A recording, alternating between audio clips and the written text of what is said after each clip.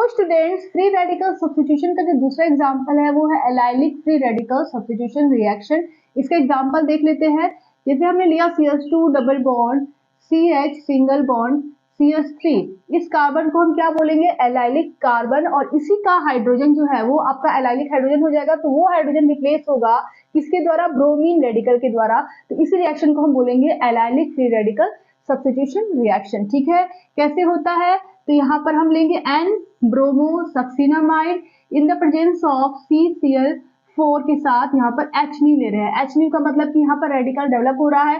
N bromo सक्सिनामाइड का मतलब होता है कि ये एक ब्रोमिनेटिंग एजेंट होता है जो ब्रोमीन सप्लाई करता है लो कंसंट्रेशन में। ठीक है, CCl4 यहाँ पर दिया हुआ है, इसका मतलब ये हुआ कि जो NBS है वो CCl4 में स्लाइटली सॉल्युबल होता है, जिसकी वजह से ये NBS थोड़ा मात्रा में ही ब्रोमीन को सप्लाई कर पाता है, लो कंसंट्रेशन में सप्लाई करता है, रिएक्शन में ज्यादा मात्रा में सप्लाई नहीं करता है। तो इस रिएक्शन में जब हम NBS के साथ इसको लेंगे तो क्या होगा कि ये जो एलाइलिक कार्बन का जो हाइड्रोजन है वो रिप्लेस हो जाएगा इस ब्रोमीन की वजह से, इस इनकमिंग ब्रोमीन की वजह से वो आपका रिप्लेस हो जाएगा और बन जाएगा CH2CH और CH2 ब्रोमीन यहाँ पर ऐड हो गया। ठीक है, ये प्रोडक्ट आपका बन जाएगा। साथ में जो हाइड्रोजन निकला है वो ब्रोमीन के साथ, दूसरे ब्रोमीन के साथ मिलकर HBr बना लेगा।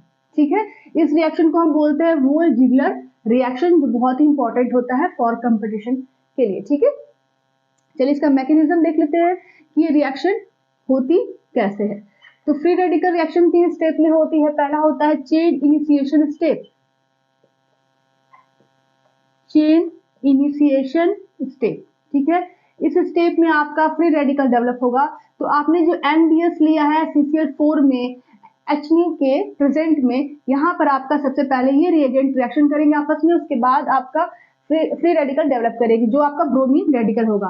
कैसे होगा, चलिए स्ट्रक्चर बनाती हूँ मैं। सबसे पहले आपका ये जो N ब्रोमो सक्सिनामाइड होता है ये उसका स्ट्रक्चर है। ठीक है, ये है आपका ब्रोमीन जो नाइट्रोजन से अटैच होता है, तो ये N ब्रोमो और ये सक्सिनिक एसिड का डेरिवेटिव है एमाइड, तो इसको बोलेंगे N ब्रोमो सक्सिनीमाइड। क्या नाम है इसका, N bromo सक्सिनीमाइड।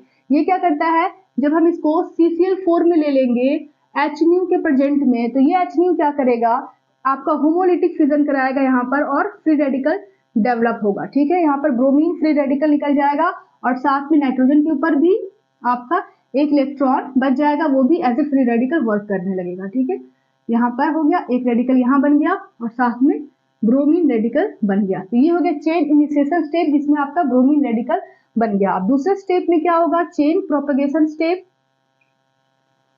Chain propagation step.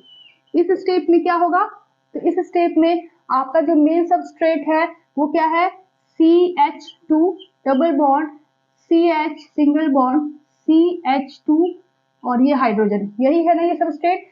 तो यहाँ पर जो ब्रोमीन रेडिकल आ रहा है वो ब्रोमीन रेडिकल इस हाइड्रोजन पर अटैक करेगा। ठीक है, कब अटैक करेगा, जब यहाँ पर होमोलिटिक फिजन होगी, क्योंकि फ्री रेडिकल सब्स्टिट्यूशन रिएक्शन हो रहा है। तो यहाँ पर H फ्री रेडिकल बनेगा, ये Br फ्री रेडिकल के साथ मिलकर HBr के फॉर्म में बाहर निकल जाएगा। बचा क्या आपका CH2 double bond CH single bond CH2, उसके ऊपर एक रेडिकल, तो ये हो जाएगा CH2 double bond CH CH2 radical plus HBr। ठीक है, HBr यहाँ पर आपका अलग हो गया। तो ये आपका प्रोपेगेशन स्टेप का पहला स्टेप है। प्रोपेगेशन स्टेप का दूसरा स्टेप पे क्या होगा, जो आपका HBr बना है ये वापस अटैक करेगा N ब्रोमो सक्सिनामाइड पे। ठीक है, ये जो आपका HBr बना है ये HBr वापस अटैक करेगा N ब्रोमो सक्सिनामाइड में, और यहाँ से ये ब्रोमीन के साथ मिलकर, ये ब्रोमीन के साथ मिलकर अलग हो जाएगा Br2 के फॉर्म में, और ये हाइड्रोजन इस नाइट्रोजन के पास आकर जुड़ जाएगा, क्योंकि नाइट्रोजन की वहां पे वैलेंसी फ्री हो रही है। यहाँ पे सब कुछ फ्री रेडिकल सब्स्टिट्यूशन के थ्रू होगा। तो यहाँ पर आपका हाइड्रोजन अटैच हो गया, साथ में आपका क्या मिला, Br2। ठीक है, ये आपका मिल गया। आगे क्या करेंगे, तीसरे स्टेप में क्या करेंगे कि यहाँ पर जो आपका ये जो Br2 निकला हुआ है ये Br2 इस पर अटैक करेगा।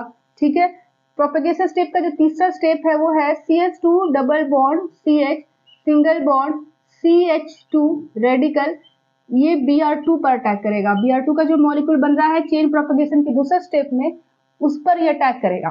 ठीक है। यहाँ पर क्या होगा, होमोलिटिक फिजन होगा, सब कुछ फ्री रेडिकल के थ्रू ही यहाँ पर हो रहा है। ठीक है, तो यहाँ से क्या होगा कि ये ब्रोमीन रेडिकल, ये कार्बन रेडिकल इस ब्रोमीन रेडिकल पर अटैक किया और आपका CH2 डबल बॉन्ड CH और CH2 ब्रोमीन ऐड हो गया। ठीक है, साथ में आपका क्या निकला, ब्रोमीन रेडिकल निकला। ठीक है, तो यहाँ तक आपका चेन प्रोपगेशन स्टेप कंप्लीट हो गया। 1 स्टेप, 2 स्टेप, 3 स्टेप में चेन प्रोपगेशन हो गया। तीसरा स्टेप आता है chain termination, chain termination step. ठीक है, चेन टर्मिनेशन स्टेप में क्या होगा कि जितने भी रेडिकल्स बने हैं वो आपस में जुड़ेंगे या एक दूसरे से जुड़ेंगे या खुद भी जुड़ जाएंगे और आपका फाइनल प्रोडक्ट बन जाएगा। तो यहाँ पर जो ब्रोमीन रेडिकल आपका निकल रहा है वो दूसरे ब्रोमीन रेडिकल के साथ मिलकर आपका Br2 बना लेगा, Br2। ठीक है, साथ में आपका यहाँ पर जो एक और रेडिकल आपका ये बचा हुआ है, इस रेडिकल के पास नाइट्रोजन के ऊपर एक फ्री रेडिकल है ना, तो नाइट्रोजन के पास जो रेडिकल है वो इस ब्रोमीन रेडिकल के साथ मिलकर वापस एन ब्रोमो सक्सिनामाइड बना लेगा। ठीक है, यहां से ये ब्रोमीन ऐड हो गया। ठीक है, और यहाँ पर डबल बॉन्ड हो, वापस आपका एन ब्रोमो सक्सिनामाइड आपका चेन टर्मिनेशन में आपको मिल गया। तो ये होता है mechanism allylic free radical substitution reaction का।